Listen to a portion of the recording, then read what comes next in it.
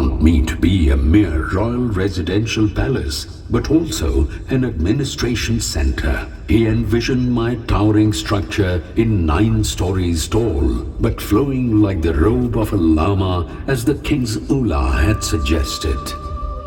Local folklore suggests that it took more than 3 years to build this wonder, a Buddhist-style architectural marvel.